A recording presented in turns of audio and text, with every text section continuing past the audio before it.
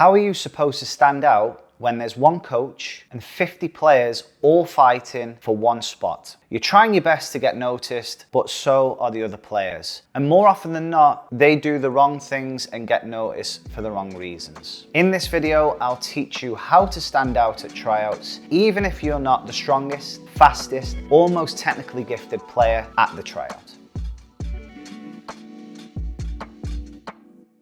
I see this at every tryout that I've been a part of, all the way from youth to college ID. Players overthink, they ask themselves, what if I mess up? What if the coach doesn't pick me? Where are my friends gonna be? And more often than not, they're overthinking about the wrong things. So here is what you should actually be focused on before you enter the tryout. So there's so many different things that you can worry about before the tryout begins, and a lot of those things are not even important to the coach, and a lot of those things are out of your control. So if we look at this here, we want to essentially figure out what is of low importance to the coach versus what is of high importance to them. And we also want to focus on the things that we can control, not what we can't control. So the low importance to coach and the things that we cannot control, we do not need to be focused on them at all. So these three things here, the weather, the field conditions, what group you start in, and where your friends are. It's nice to try it with your friends because it's a familiar face, but there is no point in worrying about questions like that because you can't control it and the coach doesn't really care.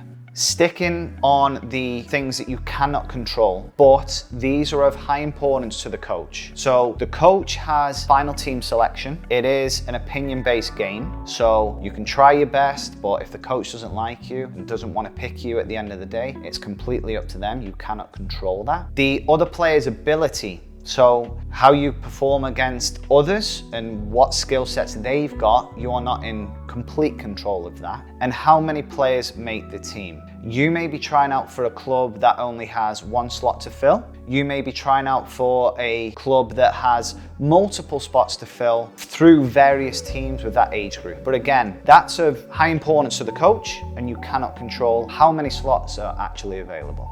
So let's focus on the things that you can control. Let's start to worry about these. Now, things that you can control, but what are of low importance to the coach doesn't really care too much about these things. What gear you wear. They don't care if you turn up in the latest pair of cleats, the most expensive gear, whatever. They just care about how you perform as a player and as a person on the day. Fancy moves to impress. Now, if you're a winger and you rely on a lot of these moves to get by players and produce some end product, great. If you're a centre back that gets the ball and does a scissor move, it's probably of very low importance to the coach, and it's actually quite off-putting. Teammates as friends. Again, it's nice to have your teammates be your friends, but the coach doesn't really care about that. These are the three things that if you put your time, effort, and energy in pre-tryout, it will hold you in such good stead, make you feel confident, and when you step onto the field, a lot of this work can be done even before you've kicked the ball. Attitude, number one. Effort, number two. And ability is number three. And I want to put it in that order, and we'll go through each one individually and give you three things that you can do for each one to help you out and give you more confidence and put you in a good stead to get picked at the tryout.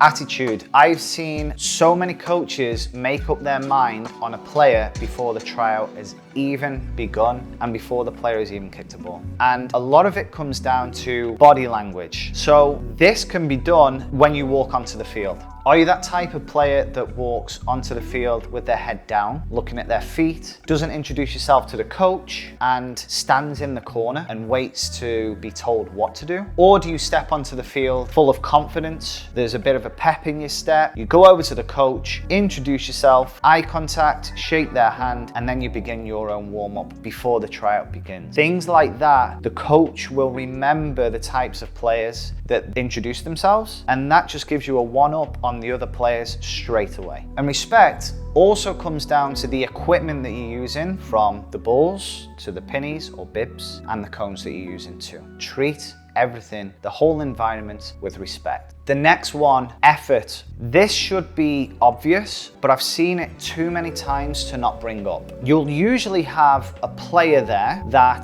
thinks that they're good enough or too good to try their hardest. Or they think they're trying their hardest, they think they're giving 100% effort, but they're really not. They may only give 100% effort when the ball's at their feet. They come to life when the ball's at their feet. When the ball isn't at their feet, they go missing. If you don't walk away from the session saying, I gave it everything I had from an effort and work rate perspective, it's not going to sit well with you because you're always going to be thinking, I could have done more. So make sure when you're leaving that field, you've emptied the tank and you've got nothing left to give from an energy standpoint. So it starts with giving your all in every drill. Don't just start trying your hardest when it comes down to the scrimmage at the end. Coaches are analyzing, observing everything from the warm-up. It may be an activation, it may be 1v1s, it may be something technical to start, and how you conduct yourself from an effort standpoint is a telltale sign for the coach of what you are like as a person. So they may make their mind up on you in the warm-up. If you're throwing it in and you're not trying your hardest, that might be a cross against your name before you can even get to the game. So don't let that happen to you. You will make many mistakes in a tryout. I've not been to a tryout where no one's made a mistake. So it's what you do after the mistake that defines you. Coaches are actually looking for you to make mistakes because they want to see how you react after that. Are you the type of person that throws your arms up and sulks when the mistake's been made? Or do you get back and defend and show, one, your character, your resilience, and two, the work rate, effort, and energy from a physical standpoint to do what needs to be done off the ball?